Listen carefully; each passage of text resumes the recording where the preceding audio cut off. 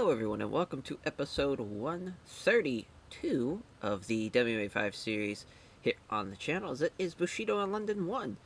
Pete Williams, there's Josh Barnett, our main event. It's our first show in London. Very exciting, and hopefully, we have a great show to have a nice landmark show in the UK and England. That's going to be a lot of fun, and hopefully, everything goes well there. But I think the card is lined up pretty well. We obviously have some of the finest UK talent that we have on the roster appearing on that show. And before we get there, though, we do have a couple of pieces of mail. So Mark Kerr got hurt during training. He strained his wrist. Mike Quickswick has joined American Jiu-Jitsu Academy after his win. Clay Guida left Westside Fight Team and joined Team Quest. So that's a big get for Team Quest. So Mike Swick, Fitch. We also signed Edwin DeWeese, which Edwin DeWeese has been a part of, as far as our developmental system, for probably about 5 years now. That's 3. Close enough, but 3 years. And he's on a 4-fight win streak. He's done okay for himself. He's not, like, I think, a high-level guy. But with him having a win streak like that and beating guys like Rodrigo Hoos and Josh Rafferty and Jose Landy Jones, they're like okay names. They're not big names, but they're okay names. And, as far as, even though he's in the middleweight division, when you have so many fights like that, you're still in your 20s, too, which is pretty crazy. I think he's 26 years old and has had that many fights. But, I think that's as far as he could face, as far as someone that's not ranked, it'd be a tough opponent for him for sure. And we extended Roy Nelson, Flavio Luis Mora, and Leonardo Santos as well, which, even though Leonardo Santos, he's 2-3, in Pride FC, and he just obviously won against Yves Edwards, but still, it's just crazy to think. As, and now we can run the show here. As the main event, of course, Pete Williams, Josh Barnett, but they also have KJ Nunes taking on Dan Hardy. And the co-main, Alex Steebling, taking on Lee Lightning Murray. That's a hell of a fight, though. That honestly could be the co-main event with how good of a fight that is. And then Shayna Baszler taking on Rosie Sexton. That's a tough women's division fight there. Forrest Griffin taking on Joe Dorkson. Making his debut against Forrest Griffin. That's a tough debut. And then Paul Daly taking on Sean Pierce to start off the show. So we got a couple of the UK guys as far as Hardy and Lee Murray and Paul Daly. And then on the prelim card, we have John Olaf Annibal taking on Czech Congo. And then Michael Bisping taking on Tom Lawler. So another UK guy being on the card. But that Czech Congo John Olaf fight could be nuts. That's some high level as far as striking from Czech Congo, and big dudes. Anytime you have those big heavyweights, a lot can happen. And as far as with Czech Congo style, looking to push the pace for sure and use his strikes to get a knockout. And that should be a fun little prelim, though. Bisping taking on Tom Long, that's a tough fight for both guys there, so that could be fun. So, main event, as far as this was, as far as main event at American Bushido 4 back in 2004, which Pete Williams won by TKO. Two of the best pound-for-pound fighters in the world, as Barnett's ranked 14th. Williams is in the 25th spot. The 9th time that Josh Barnett's main event in a Pride event. 5th time for Pete Williams. Barnett trains at American Top Team, which Williams, of course, is 1-0 against other members of that team. And then Williams, who trains at Lions Den. Barnett now has a record of 1-0 against other members of that team. So someone's got to give there, but Barnett, he's the big favorite going into this fight. They're thinking that it was a bit of a, as far as the TKO win, it's probably a bit of a fluke. As far as him having the significant weight advantage and the big favorite to win on the betting lines. I actually think it's a lot closer than that. Sure, Pete Williams just lost to Sergey, but Sergey's a tough guy. He's fought some tough dudes. You got 2 former heavyweight champions there in Crow Cop and Sergey. Also lost to Big Knox. That's 3 former heavyweight champions, and also losing to Andre Arlovski and Alistair Overeem, which those 2 guys are very, very tough and have fought for the belt multiple times. As far as Barnett, really, obviously his strength is when it comes to grappling and wrestling. Pete Williams, though, if he lands that head kick, he will knock Josh Barnett the fuck out, and he's got to watch out for that for sure. If you're Josh Barnett, you don't want to get caught with that head kick going in the grapple with Pete Williams, because it will be all over for him. Both guys are in the 30s, though. Barnett's 31, Pete Williams 34. It's on a 2-fight win streak, beating Alistair Overeem and Mike Russo. So wins there, and he hasn't had a good fight at least since the Savachka fight in 2007. Even then, he beat Krokop too, which obviously having the submission background gave him that leg lock finish. But it's kind of weird, really. Besides his last couple of wins, like Alice Overeem and Krokop, and as far as beating Overeem during split decision, a lot of times he would lose to the, as far as lost to Sergey twice, lost to Big Nog twice, obviously Pete Williams, but he also lost to Andrei Arlovsky as well. Just lost to Pete Williams, or just lost to Ben Rothwell's his last loss, and that heavyweight division, those top 10 guys, it could go anyway. As far as, sure, the bag lines have Barnett as a favorite, but I would not count out Pete Williams. No way I'm counting out Pete Williams in that fight. Hell of a co-main, though, in the welterweight division, as we have two top 15 guys battling it out. Dan Hardy's finished 4 of his last 5. KJ Nunes has finished 3 of his last 5 opponents. First time they've fought, Hardy's going to have a safer weight advantage. This is probably debut, though, for KJ Nunes. That's a big spot, and it's 4-3 on the Blurcast. That pick's very, very close. Obviously, when someone's making their debut, it's very tough to kind of see how they're going to gauge, especially against someone like Dan Hardy, who's been on a tear, 7-1-1, had the draw with Takara Sakto, and then lost to Paul Daly in his debut, but other than that, it's been smooth sailing. He's been an exciting prospect, though, for sure, as far as being able to finish guys like he has. And, this should be a good test for both guys, though. As far as for KJ Nunes, he's coming in off of, as far as 14-5 record. He's on a 4-fight win streak, and as far as, names he's beaten, it's, lost to Jeremy Jackson. He's beaten Martin Kampmann in the past. And that was obviously, a long time ago, but since September of 2006, good to great fights every time, which is a great sign. And, I think this should be a hell of a fight. That should be a fun co-main. 2 young guys looking to get a huge win and jumping into the top 5 potentially there. It's the Brazilian killer, Alex Steebling, taking on Lee Lightning Murray. Both fighters are world-ranked light heavyweights. Steebling 13th, Murray 24th. Murray trains at the Pit, which Steebling has an overall record of 1-0 against other members of that team. As, that's a huge get. And then for Steebling, he trains at Lions Den, which Murray has an overall record of 2-0 against other members of that team. So both guys undefeated against their, as far as their opponents' camps. Steebling has the slight advantage. That's interesting. I thought for sure Murray, even though he's ranked 24th, Lee Murray is a savage.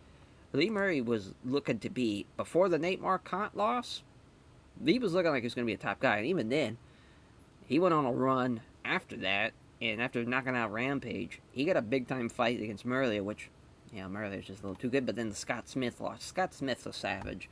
That's just a tough break for him. But, 2-fight losing streak's not great. Having a losing streak. The first time in his career he's had a losing streak, so we'll see how we can deal with that. But for, Alex Steebling, he's had such a unique career because he, was undefeated in rings. We brought him up, lost 4 out of his 5, then went on a run, and he had a, fight with Silva, Faircloth, and even Leopoldo Serra, which he all lost, and he just beat Francis Carmont, which even then, Francis Carmont wasn't even a ranked guy, so bit of a tomato can for him. Now he's got a big-time fight against someone that's actually talented in Lee Murray, and I think he's, as far as Lee Murray, I think he's the better fighter here. I would probably hedge my bets over to that side. Queen of Spades, Shayna Baszler, taking on Rosie, the Surgeon Sexton, as 2 of the best pound-for-pound fighters in the world. Both have submitted 3 of the last 5 opponents. Baszler's ranked 5th in the world, and Sexton's ranked 11th. She's making her debut in Rosie Sexton, and even then, Rosie Sexton, a top 15 fighter, 11th in the world, still big favorite to lose to Shayna Baszler.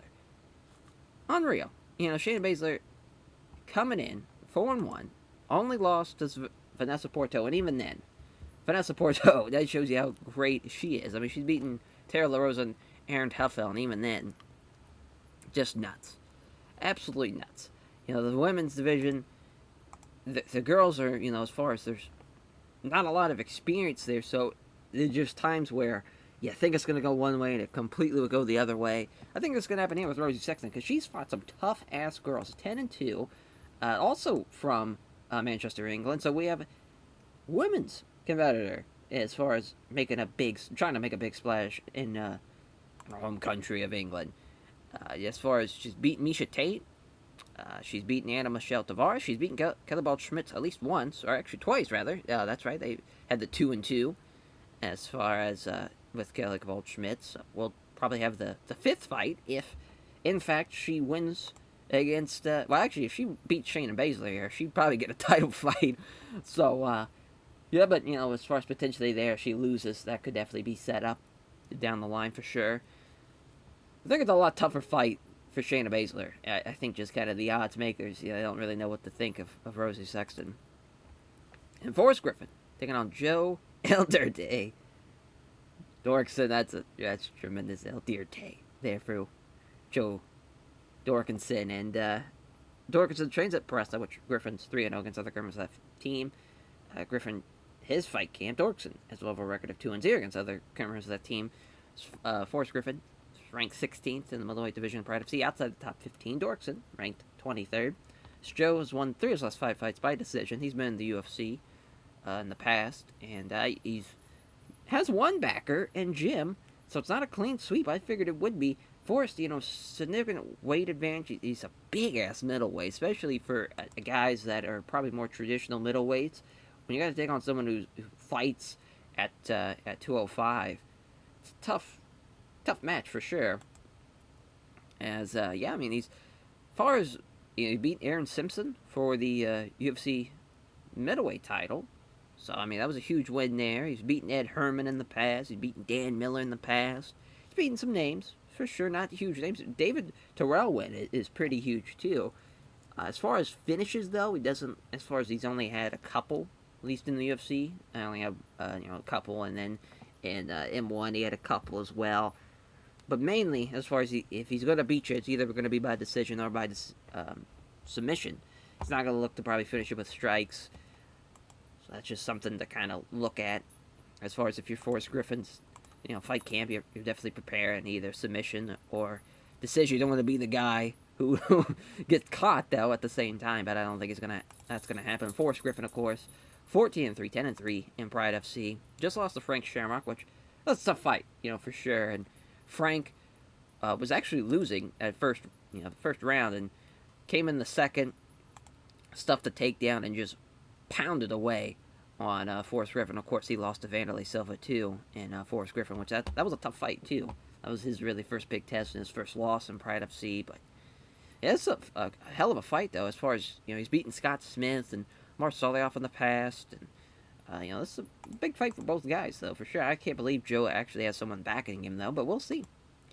We'll see if we're going to have a huge upset there. It's Paul Simtex Daly against Sean the Punisher Pearson. Paul Daly, the, another England kid, as far as from Nottingham, England, 5'3", in his pro debut, in his pro record, as he's beaten Josh Koscheck and Matt Brown, but this is the first time he's fought a ranked guy since Frank Trigg when he was 23rd, and that was back in 2006. Obviously, somebody like Paul Daly, a kickboxer who is not afraid to strike. He's got a 6-inch reach advantage over Sean Pearson, which Pearson's won 3 of his last 5 fights by decision.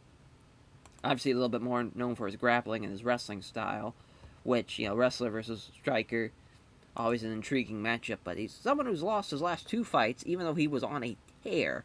4-fight win streak, beating the Sarah brothers, Pyle and Elijah Harshberg. He's beaten Diego Sanchez in the past. He's beaten Jake Shields in the past. He's only lost to, 2 former, as far as the current and, former welterweight champion, and Dennis Hallman and George St. Pierre. And John Fitch is probably going to get a title shot sooner rather than later. And yeah, that's, just fought some tough guys for sure. And he's someone I think could definitely be a fun fight as far as for him, for both guys really, but would be pretty electric to start off with a huge win on the main card with Paul Daly knocking out Sean Pearson and the crowd going berserk. Then the prelims, Viking, John Olaf, taking on Czech Congo. John has the slight advantage on the Black Eye stat picks. He has a severe weight advantage. So I think, as far as I think he has a grappling advantage, too, with the Brazilian Jiu-Jitsu background. If he's able to get a hold of him, probably going to sweep him and take him down. But not had a great time in the UFC, or in the Pride FC. He also didn't have a great end to his UFC career, as he only beat Butterbean and fucking Alan Sullivan and a couple other guys. Not huge names. He's lost to guys like Bobby Hoffman in the past and Jeff Monson in the past. And now he's on a 2-fight losing streak to Heath Herring and Seth Petrozelli, getting knocked down both those fights. Could happen here against Czech Congo. Czech Congo Savage, 9-6, 5-4 as a whole. He just beat Brett Rogers, which even then I didn't think it was going to beat Brett Rogers, but yeah, I mean he's beating Bob Sapp, he's beating Fabricio Verdun, which is pretty nuts. Other than that, as far as Roy Nelson, tough guy. Alexander Emelianenko, very tough guy. The Leigh Banner fight could have went either way, to be honest, because his strengths are also Leigh Banner's strengths, and just the better kickboxer got the advantage there. It just kind of is what it is, but should be a fun fight, though. Hopefully, they're another kind of striker versus grappler, and it's always an intriguing matchup. It's Michael the Count Bisping taking on the Filthy Mauler, Tom Lawler. As Bisping with a slight advantage, 4-3 on the Black Guys staff picks. Both guys very early in their careers, 4-0. Bisping, he beat Hector Lombard in his Pride FC debut last year, and he's beaten Edward Louise and Josh Rafferty. Finished Louise with a Kimura, and then for Tom Lawler, who's 1-0, he won in his debut against CB Dalloway, finished him in the second round. That was back in July of last year, so both guys have been waiting a year to get this fight, and they get it here. Should be a fun one. Should be a fun one. Both guys, both young, hungry guys, looking to get that next win. Fall River, Massachusetts. England, 4-0, 1-0. Kickboxing, wrestling, Brazilian Jiu-Jitsu background. So another striker versus grappler matchup.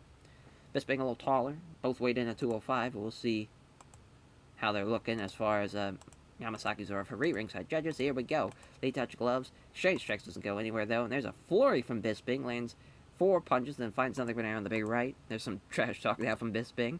Counter left from Lawler's. Bisping looking for the left jab, but has the right hand. Misses. That follows it up.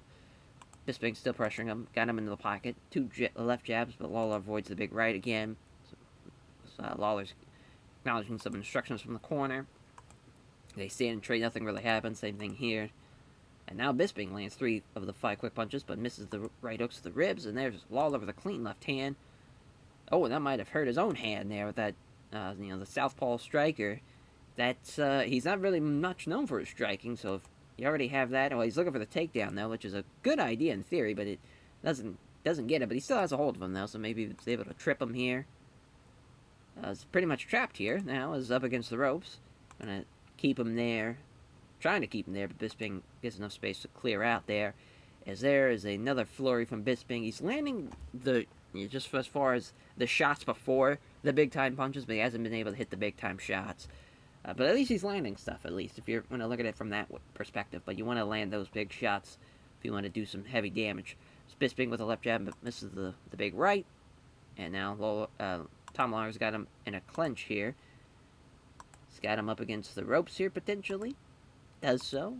Now he's trying to keep him there. And they do so. Just going to keep him up against the ropes. Don't like that, as far as if you're, oh, well, there we go, at least they got out of it, and a quick flurry of 5 punches from Bisping, seeing as all of them land and hits the right cross, and there's a cut. Now is a quick flurry from Bisping, sees 2 of the 3 hit home, and then Lawler again avoids the big punch. Bisping starting to slow down, as he sees one of the 3 hit home of this flurry again, but again, misses with the vicious strikes. So there's a nice jab, and a straight right from Bisping again. Jab lands. Lawler dodges the leg kick. Lawler gets a hold of him without taking too much damage, and that's the end of the first round. Yeah, as far as both guys have their game plan for sure. As far as Tom's probably changed after the big strike, probably did damage to his own hand. I'm not sure exactly the extent of that injury until, as far as once we wrap up the show. Went for that takedown attempt, got stuffed, but just opted to just keep him against the ropes. I feel like Bisping, he probably did more damage as far as he opened him up and he landed more strikes. As far as I think he also controlled the fight a little bit more. But it's close, though. If Tom Lawler can have a great second and third round, he might be able to steal it. Left hand and a straight right from Bisping. And then he's just reopened that cut. There's a left jab, but finds something in air on the big right. Lawler again gets a hold of him. As Lawler trying for it again. Bisping doing a great job defending it. This time, third time's the charm. So Lawler, ugly, tactics here. Especially trying to keep the hometown guy down. Our first show in the UK. And he's just trying to wear and tear him. I kind of hate that. You know, as far as that just kind of sucks. As Lawler hits a jab and has no power behind that at all. Bisping hits a left jab and hits the nice right hook to the ribs there. Lawler wants to grapple, but again, appears to have not wanting to get in too close now as a jab hits home. Hits a body kick now. Now Yamasaki's going to pause the fight to check on the cuts. Not too much of a problem, so now we're going to restart with about a minute 20 left as Lawler's still trying to get some shots in, but Bisping, left hand and a straight right. Bisping still talking trash. And there's a flurry of 5 punches, but misses the vicious right hand, as he's scoring on 3 of them at least. Bisping, the fatigue is definitely feeling. It's feeling that fatigue now. Hands are starting to lower, as just Filthy Tom's just kind of mauling him, and that's he's living up to the Filthy Mauler for sure. He mauled him in that second. We'll see what happens in the third. As he gets the takedowns, a single leg trying to pass now. Bisping's ready for when the scrum begins. Lawler grabs him from behind, looking for the trip. He's got it this time again. Yeah, he's not going to win that one. As he lands face first, so now Lawler has a hold of his... Oh, he's got the hooks in now. This could be it. That is it. What a win for Tom Lawler. Shuts down Bisping's undefeated record, 4-1, 2-0 for Tom Lawler. But that's a great performance, though, in the third. Warmed down, kept the pressure on him, finally took his back, and, got the both hooks in relatively quick, and that was all she wrote there. Nice little upset for Tom Lawler. That's a hell of a fight. Actually, that turned up a notch a little bit. Once Lawler kind of stopped wearing him down, once he warmed down finally, he went for the kill. That was nice to see, as Lawler thanks his sponsors, all of his fans, show respect to Tom Lawler for his skill and toughness. Those are next prelim, the Viking, John Olaf, taking on Czech Congo as minus 110, minus 140. Pretty close for both sides. Amiana Combat Club alive for Czech Congo. Of course, kickboxer, Brazilian Jiu-Jitsu background. 14-7, 9-6. Oslo, Norway. Savran, France for Czech Congo, but some giant fucking men. 6'6", 255, 6'4", 235 for Czech Congo, and John Olaf there. Big fucking dudes. Yamasaki's referee, ringside judges. Here we go. They touch gloves. Olaf looking for the takedown, but Czech Congo stops it. But he's still got him up against ropes now, so here comes it's the inside leg trip. Looking to pass now.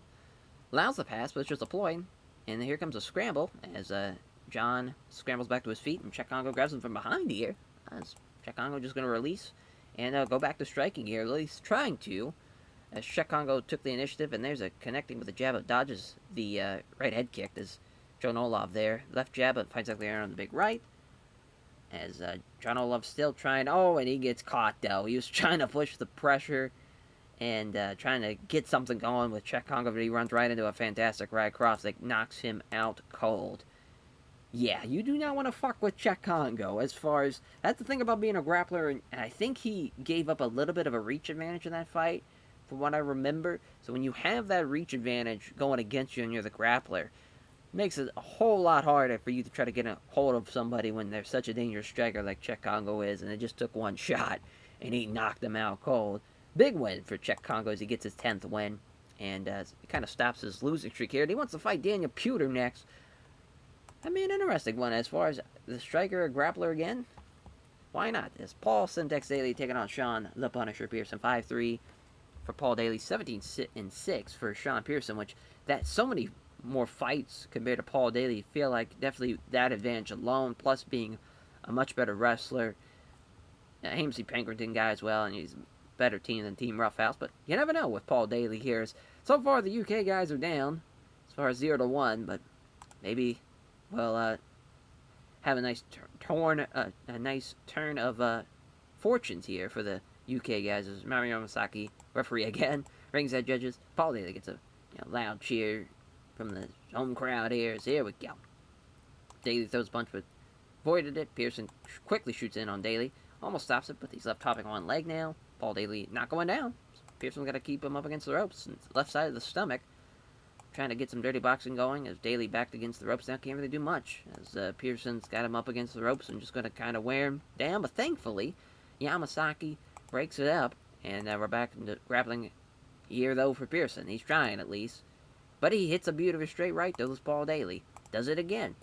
Tentative jabs from Pearson, neither have any power. And there is a hell of a right cross from Paul Daly. Knocks him down. He's going to finish him here. Massive rights.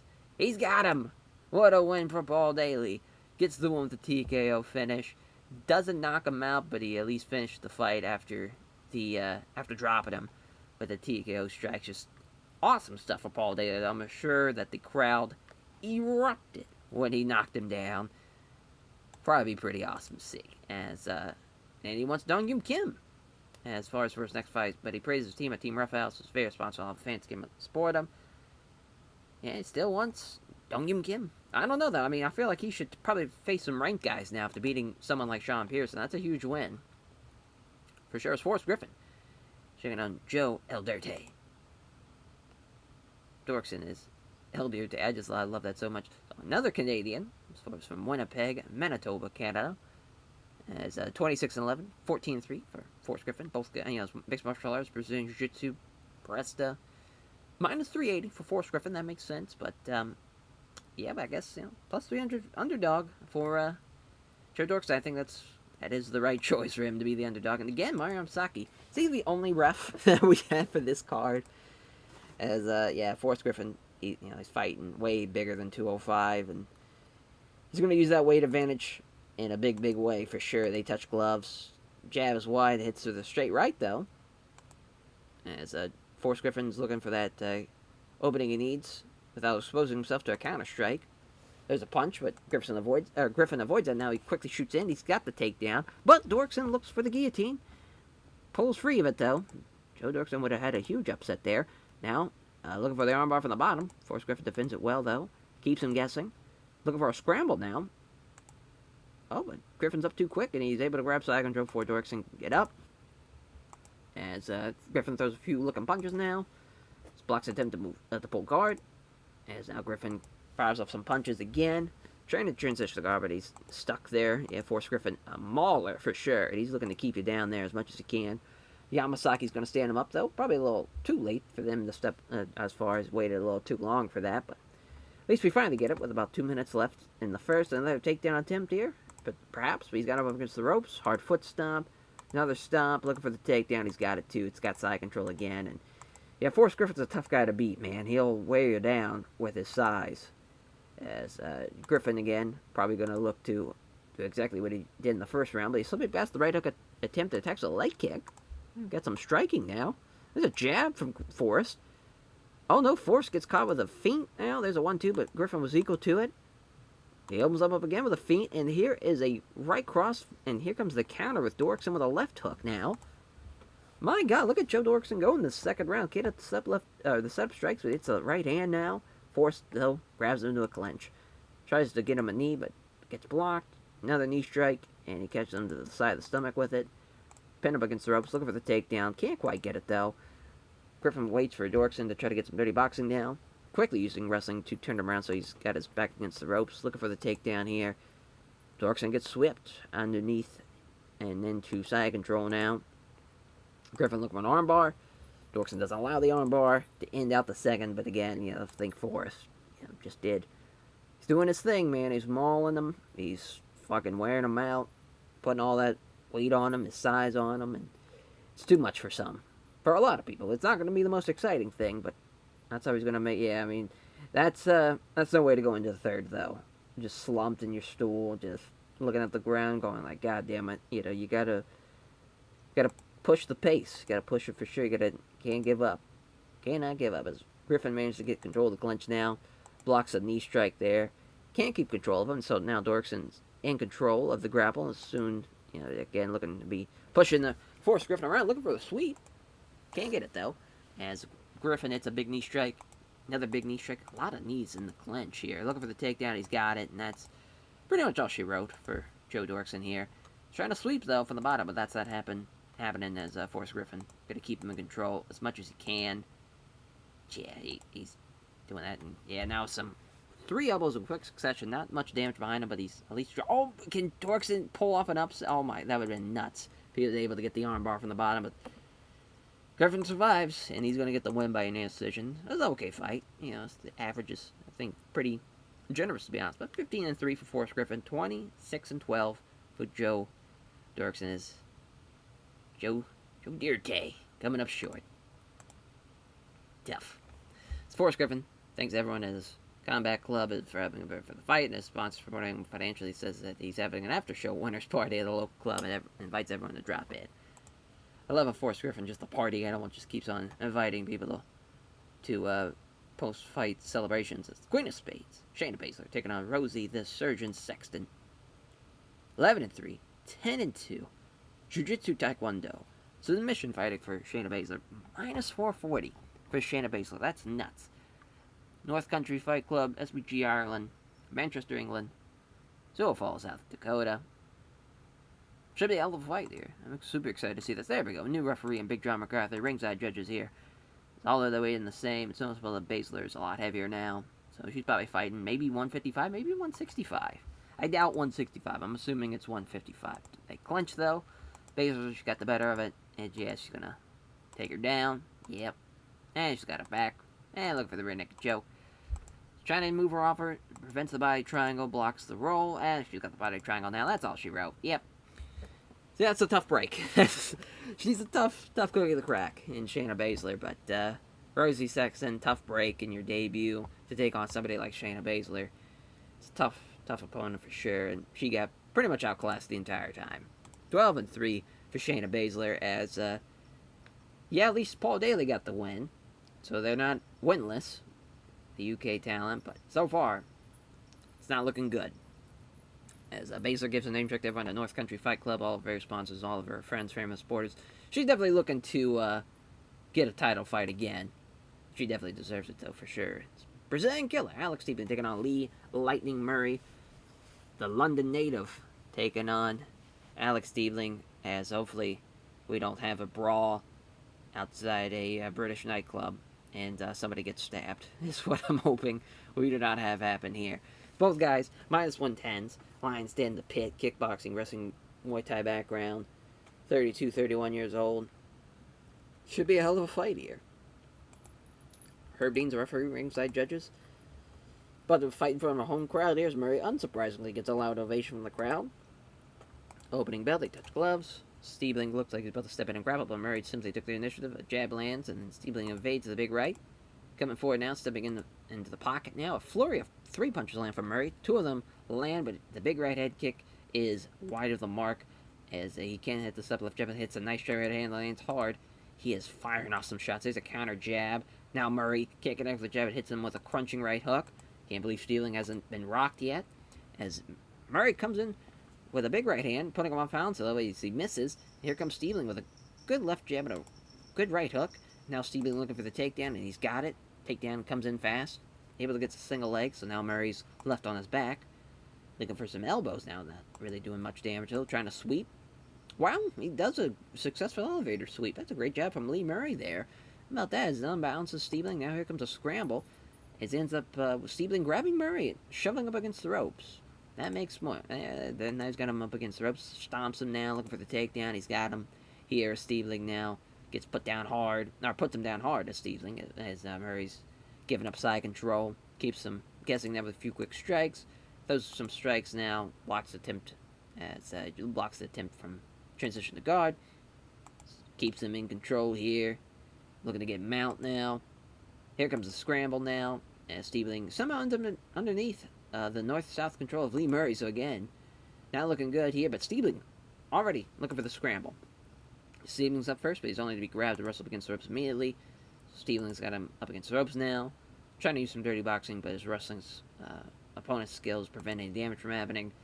Does Murray has a few punches to the ribs from Steebling. Trying to get some dirty boxing again. Not happening though. The wrestling just too much for Lee Murray. Steebling doing a good job here. Herb Dean finally breaks him up. Steebling looking for another takedown. Doesn't get it though, but keeps him up against the ropes. So now he's going to take him down here. Yep. Looking to pass. It's a scramble. And Murray's up first. Steebling immediately drives him against the ropes. Trip takedown. Yeah, I mean, he just, and he's got his back, though. This could be it. He's going to have to get the hooks in. If he can. But I think he's going to save by the round. Or save by the belt, rather. As, yeah, I mean, Steebling did a really good job. It looked like he was going to be rocked there in the beginning, but he was able to weather the storm and hang on and just be able to have a pretty solid first round. Taken down a couple of times, was able to land a couple of shots, but was able to just mainly keep control as much as he can. And see what happens here in the second, and it's much of the same. Steebling with the takedowns and looking to pass now, can't get past the the guard here, throwing some elbows now. Prepares for the scramble. You can feel him, preparing for the scramble, so you make sure that doesn't happen to Steebling. Murray, though, looking for the scramble. Murray's up first, only to be grabbed in the waistlock, though. Steebling looking to take him right back down. He does so. Taken down with ease, as Murray cannot do nothing about that now, as Murray spins and lands on his back. But Steebling followed him, and now he's got mount. That is tough. Steebling throws some elbows out of mount, trying to sweep him. That's not happening.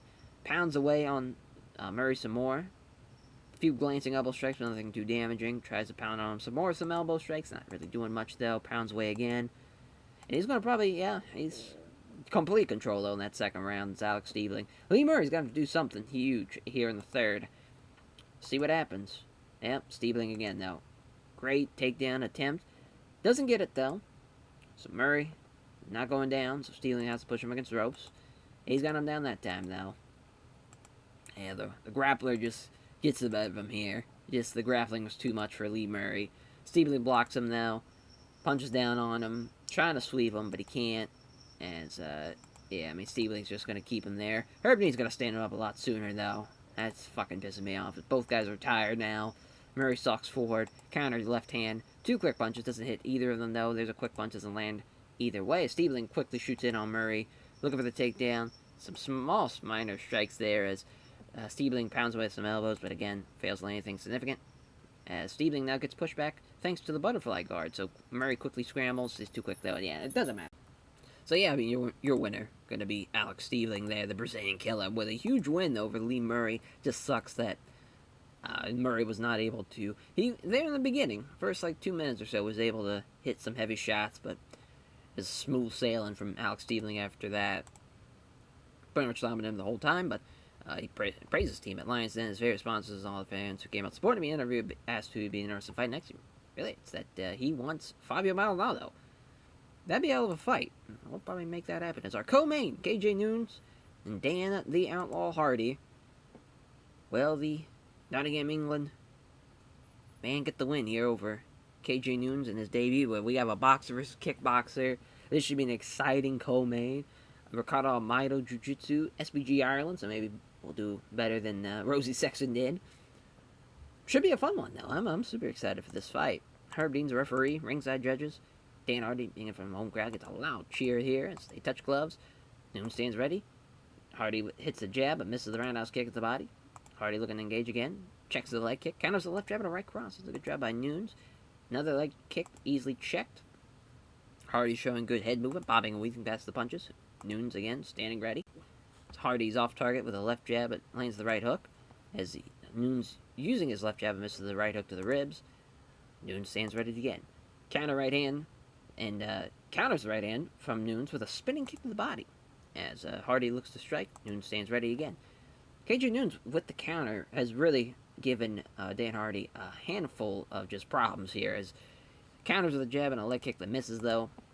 As Hardy misses the head kick attempt and gets countered with a left jab and a left to the body. As Hardy steps in, watched in all the way again by Nunes. Nunes with the left hand.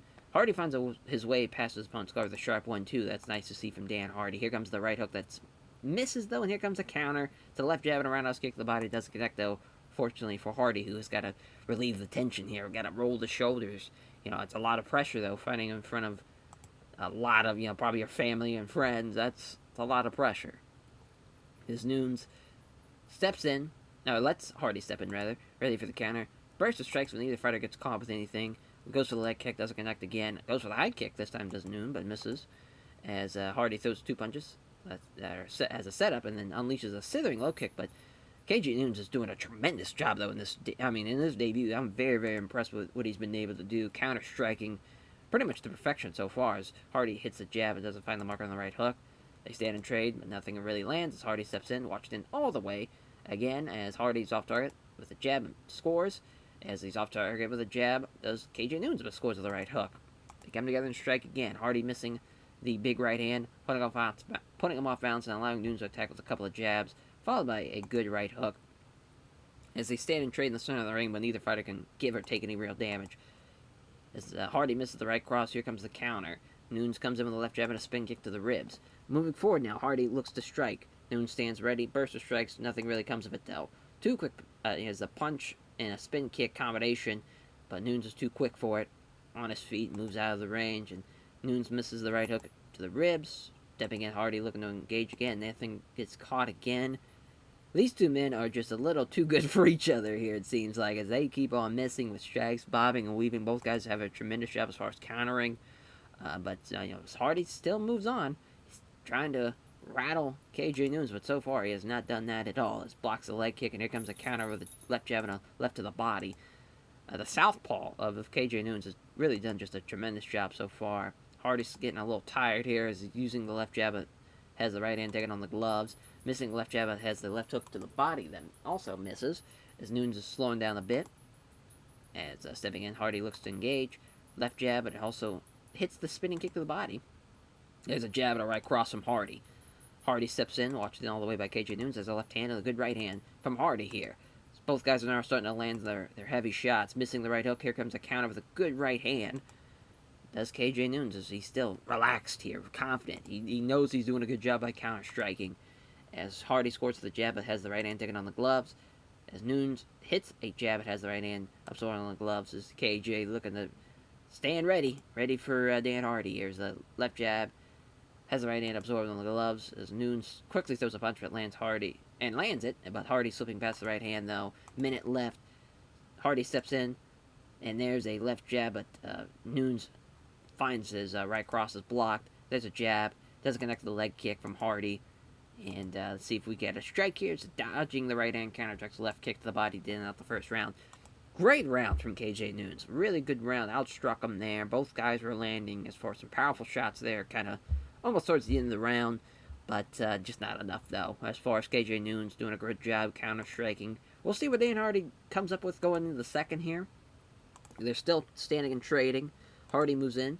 Scores with a left kick to the body, does Hardy. As Nunes hits a left jab and misses the right hook now.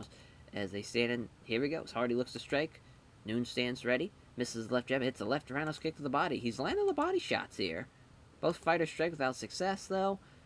Those two quick punches here as Nunes again stands ready, maintains a good guard, and safe out of any damage. As Nunes throws two punches. Hardy has a good guard, absorbs all of them again with ease. Comes in looking to engage as Hardy misses the pair of jabs and lands a low kick. Nunes lands with a quick punch, but fails to land on a hook to the body. KJ Nunes is very, very tight now. Dan Hardy's looking to grapple with him. Our first grappling session here. Hardy looking to push him against the ropes. He does so. Knee straight to the ribs here. Another sharp stomp here. There's some elbows now.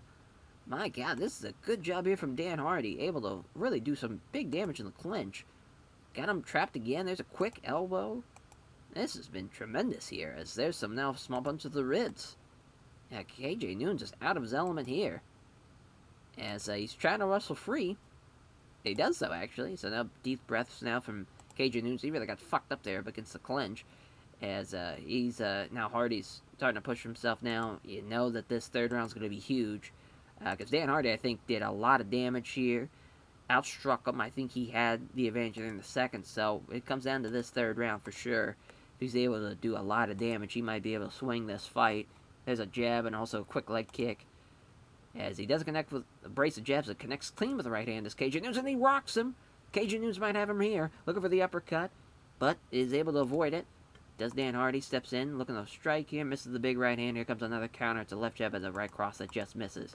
Misses the jab, hits the big right hand as Hardy. There's a left jab and a great right hook from KJ Nunes. As Nunes steps in, Nunes is off target with a jab that hits the left of the body. Good 1-2 from Dan Hardy here. KJ Nunes is really tired, so is Dan Hardy here. They just fall into a sloppy clinch. Got him up against the ropes. There's an elbow to the face now. Hardy tightening the clinch here as he's trying to go for the knee. But KJ Nunes avoids it as Nunes waits for Hardy to try and throw some strikes, but clearly turns him, so that creates enough space to escape out of the ropes. As Hardy steps in, watches all the way by KJ Nunes again. As misses with the right cross, leaves over for a counter as Nunes with a left cross. Yeah, they both spin again. They both fall into a clinch. As Hardy hits him with an elbow up against the face, or up against the ropes here. As he's got a cut now underneath the eye. Pins up against the ropes again. Hard foot stomp. Moves in the strike. There's a left jab and a leg kick. Can't connect, or as he hits the left jab but can't connect with the right hand as Nunes, and that's the end of the fight.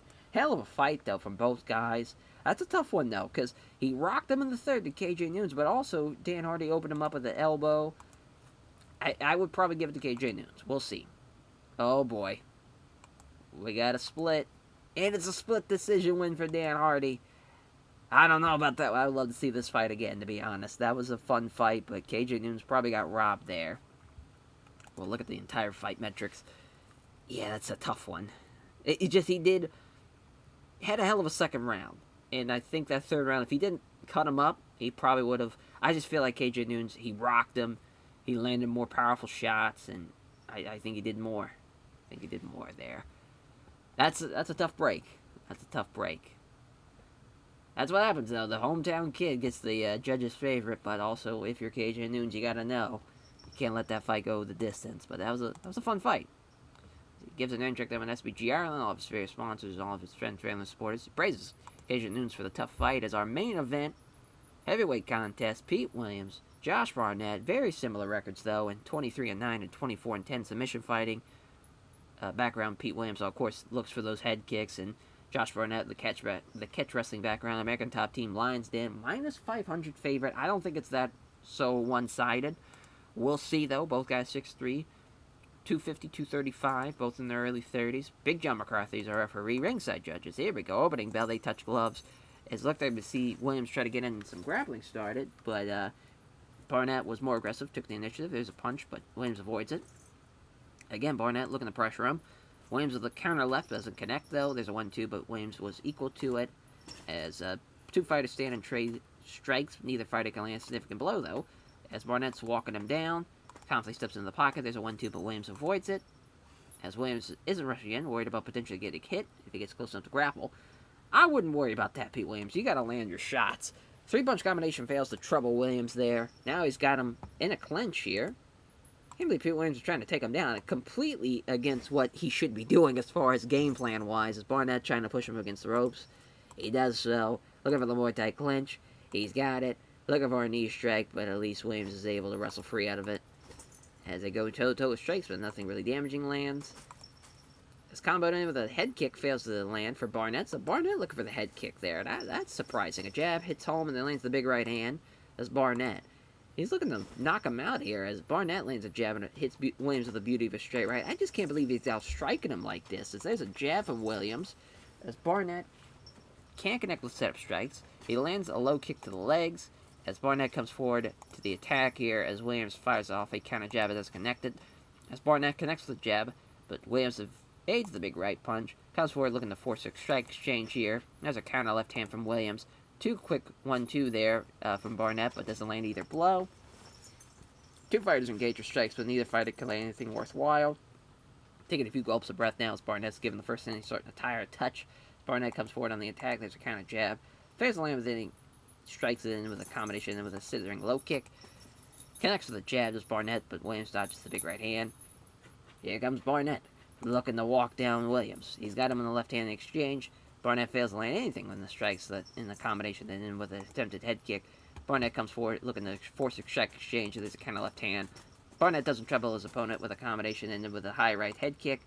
As Barnett moves forward, constantly trying to pressure Williams in exchanging strikes. Here's Williams hits a jab in exchange.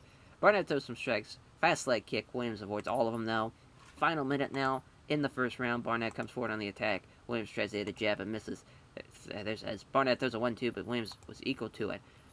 Fighters go to it at all strikes, but a flurry ends without any really damaging shots. Barnett doesn't trouble his opponent with a combination and his low kick to the legs. They gotta keep on pressing forward as Barnett misses a couple of jabs, also doesn't hit the leg kick there. Williams goes for the high kick but misses. That's the end of the first round. Interesting, Williams was able to land a little bit, but he was the one who went for the takedown. Not a whole lot happened, though, in that first round. That was a bit of a yawner. We'll see what happens in the second. As Barnett's slipping past the right hook, and here comes a jab and a right hook of his own. As Barnett using the left jab, and Williams dodges the leg kick that follows. Barnett's starting to slow down, which, there's a clean right hand. Does, great counter, and that is on a wobbly legs now is Pete Williams. That might have really rocked him here, and there's a right hand to the jaw. Knocks him down. Is Barnett going to finish him here? But no, Pete Williams is already back up. And he hits him with a beautiful straight right here. This is now looking good if you're Pete Williams. You are in a world of hurt here, as he's got him in the Muay Thai clinch. Can't quite manage it, though, as Williams gets out of it.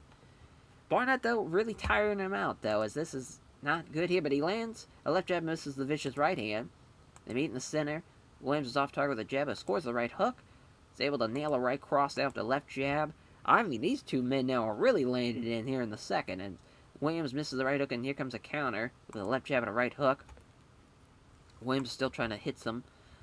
Tries to get in close to try to outstrike him here, but it's just not happening as Barnett keeps it going, as there's a two-punch combination avoided by Pete Williams. He's able to grab him, got him up against the ropes. I just can't believe Pete Williams is trying to out-wrestle him. It just seems like a terrible idea, as Williams smothered him against the ropes. And, yeah, that's just, they have him there for a minute. Obviously, Barnett's winning this fight so far, 2 rounds in. Pete Williams has got to hit him with a head kick. You got to go for broke. As Barnett tries to go for the body shot, a shot with a sharp hook, but it's off target. Williams gets hold of him again, though. Got him against the ropes. I hate that he's doing this. You can't lay and pray. You got to try to finish him. As Williams keeps him against the ropes again. Sharp stomp there. Luckily, the referee separates them. Williams is starting to give the first set that he's starting to tire now. Barnett hits a left jab, but fails on the hook to the body. There's a leg kick. Come on, head kick now. As he connects to the jab and misses the big right hand. That follows up. As Williams seizes that chance, grabs him to a clinch again. Trapped him up against the ropes. Dirty boxing now. Keeps him in control. Yeah, I mean, I can't believe the game plan. He survives the fight, but, he probably should have at least thrown a head kick there in the third. Especially when you had that, I mean, you're going to lose. You got to go for broke. It just seemed like that was such a terrible game plan from Pete Williams. I would have loved to seen him if he had the game plan that he should, as far as going for those head kicks. But what can you do? As Josh Barnett scaves by with his 24th win. 24-11 for Pete Williams as Josh Barnett avenges that loss. But I can't believe he's a minus 500 favorite and he can't even finish him. It just shows you how talented Pete Williams was and how he should have done a whole lot more. But giving thanks to Josh Barnett, praises his team, American Top Team, is very responsible to all of his fans again with support, and praises Williams for the tough fight. But that will do it for the Bushido in London card. Bit of a rocky start at times, as far as it was looking like it was going to be a fun card with the Paul Daly knockout and Baszler and Rosie Sexton and even the Forrest Griffin Joe Dorkson. That was a fun little fight too, but we couldn't get it rolling. Steebling kind of controlled Lee Murray, and Hardy and Nunes was fun, but it at times kind of lacked a little fire, and then completely getting outperformed as Pete Williams and just having a terrible game plan. But yeah, I mean, the prelims were fun though. Prelims are the best thing on the goddamn card. That's the way she goes. We decreased pop in some areas, but we also increased in some, but not as far as a whole. Wasn't a huge change in success besides in the U.S. Yeah, I mean, we'll probably give a performance bonus to Dan Hardy. I don't know, though. At the same time, I don't know. I don't know who to give it to, performance-wise. I guess Paul Daly. Paul Daly for the upset, and yeah, I don't know. I guess Alex Steebling, too. I feel like that still was a good performance from him, and yeah, Dan Hardy also, we'll give it to both Dan and KJ Nunes. I think they both had a good game plan. They just, one got it. And also Baszler, too. She performed in a big way. Yeah, we almost made $6 million. That's not bad at all. Not bad. To poor Tom Lawler made $200. That is tough. But thank you all for watching here, as we will catch you guys next time for our, I think we're back in Japan, though. I believe we're going to be back for a worldwide taping. I think it's the next thing on the schedule. So yeah, for the next worldwide taping. Take care, everyone.